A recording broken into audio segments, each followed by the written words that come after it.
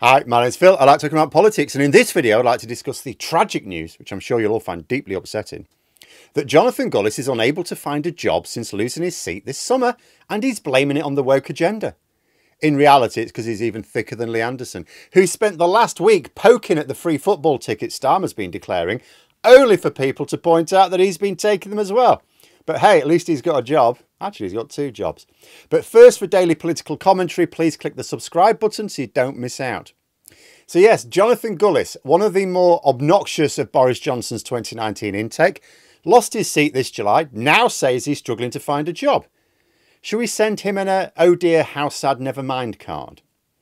He's specifically saying he can't get a teaching job. Now, I've got quite a few things to say about this, but I think, well, let's focus on the teaching aspect here first. So, as someone who was a teacher for over 20 years, so let me tell you this. If anyone starts looking for a teaching job in mid-July and then complains that they're struggling in late September, you may confidently dismiss them as an idiot. It's not that it's impossible, but you can't expect to find a job if you only start looking in mid-July.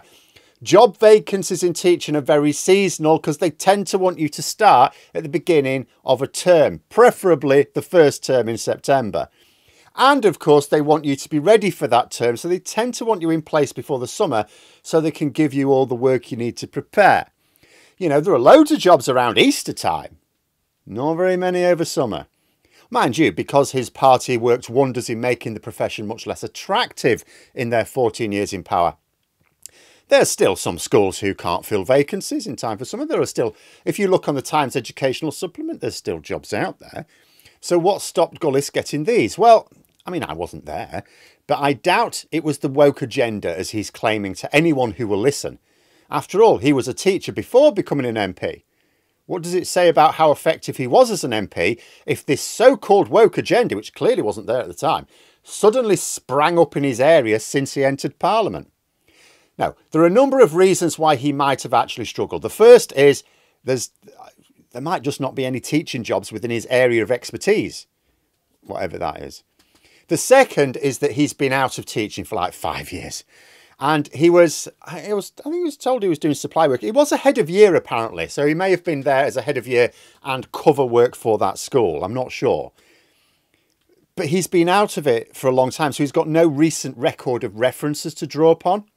And given that he entered Parliament at like late 20s, he didn't have a lot before it.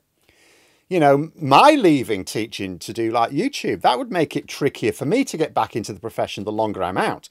And I can teach science and maths, shortage subjects. The longer you're out of teaching, the more of a gamble you are when you try to come back. But then there's Gullis's public image. Let's be honest, Gullis was roundly ridiculed on a regular basis during his time as an MP. He was even stupid enough to let any kids that he might teach in the future know that he really hates it when you call him Jonathan C. Gullis, even behind his back. Because I'll tell you something. First thing kids do when they get a new teacher, they look them up online. Oh, there'll be loads there.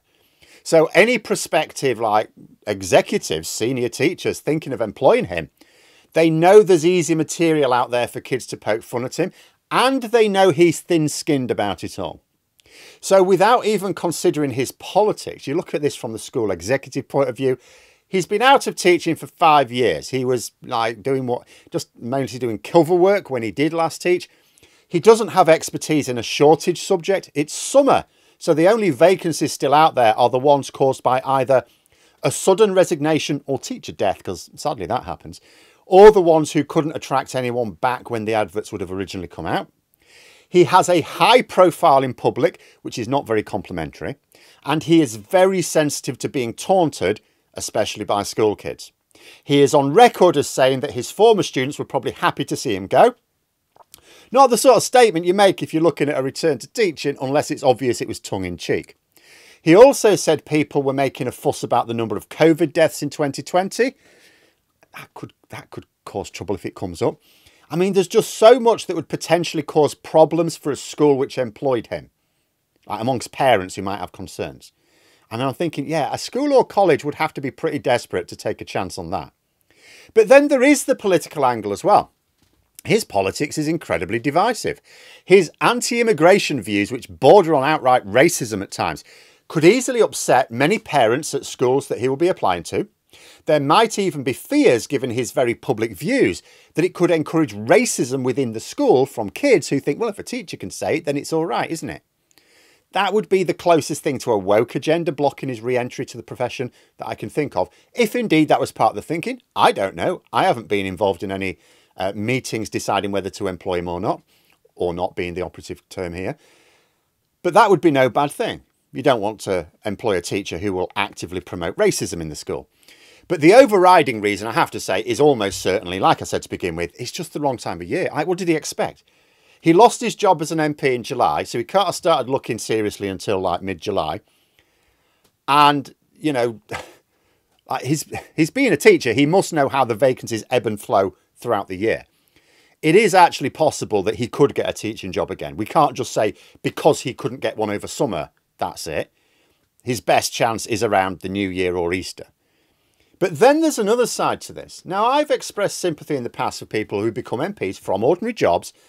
Even for people who don't go out of their way to be obnoxious or divisive, it can be very difficult for a former MP to go back to doing an ordinary job. I have incredible admiration for people who give up a job to become an MP. They may only be an MP for a few years, and then they could be unemployed. It's a real risk for some people entering Parliament.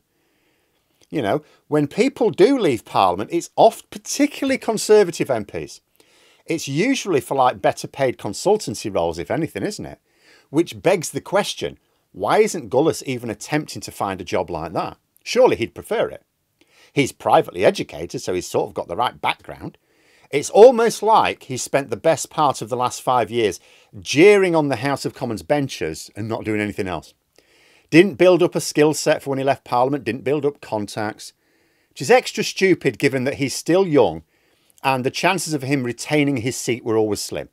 I don't even mean after the Tory poll rating crash. Like the moment he won that seat in 2019, it should have been obvious he would struggle to retain it in the long term. Now, if his party had actually done their job in government, it was possible he could still have won that seat at the following election. It still would have been in the balance, but it was possible. But in the long term, no, he wasn't going to be looking at a 30-year career in Parliament or anything, right? So he should have always been thinking, what do I leave to? And, you know, he couldn't have imagined he was going to spend the rest of his life in Parliament. Otherwise, he really is thick. You know, didn't even manage to suck up to Johnson enough to wangle a seat in the House of Lords, did he? Wasn't even made a minister. He was made a parliamentary undersecretary for not even 2 months out of a 4.5-year Parliament. Basically, Gullis should have known he'd won a seat that was not going to be easy to retain in the future. He should have recognised that a return to teaching would have been difficult, might even be impossible, but like I say, it's early yet. Even Lee Anderson saw the writing on the wall. He works on an alternative career at GB News. The fact that Anderson remains an MP, remember, is only because of circumstances that were largely outside of his control. But as thick as he is, and he demonstrates it all the time, he at least had the wit to work on other employment opportunities. What does that make Gullis in the hierarchy of thick Johnson intake? What did Gullis do? He didn't do his job as an MP because, in his own words, he allowed a woke agenda to flourish in his own backyard. Imagine the scene. Remember, when he lost his seat, he was deputy chair of the Conservative Party. Conservative Party, one of the oldest and most successful political parties in the world. So 1 minute, he's the deputy chair of that party. Next minute, can't even get his old teaching job back. Or indeed any teaching job. And he's got no shame either. Like, I'd be keeping quiet about it. It's embarrassing, isn't it? But no, he decides to make a fuss about it, to draw attention to just how shit he is. Never mind, maybe he could get a job at the Brexit Museum when it opens. He could apply as a job as an exhibit, maybe.